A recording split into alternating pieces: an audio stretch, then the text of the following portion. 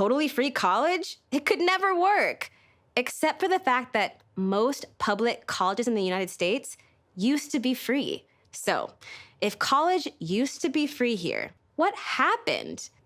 To explain, we'll jump back all the way to the year 1960 when less than 8% of high school graduates in the US chose to go to college. And as you might have guessed, those less than 8% were mostly white dudes. But as the civil rights movement took flight and affirmative action became the law of the land, suddenly all these other young people, many of whom were not white dudes, decided, hey, I'd like to go to college too. By the end of the decade, college enrollment had more than tripled and was more diverse than ever before. Now, two other big historical events happened that decade that are very pertinent to our story: the Vietnam War and Ronald Reagan became the governor of California. When Governor Ronald Reagan took office in 1967, he became vexed.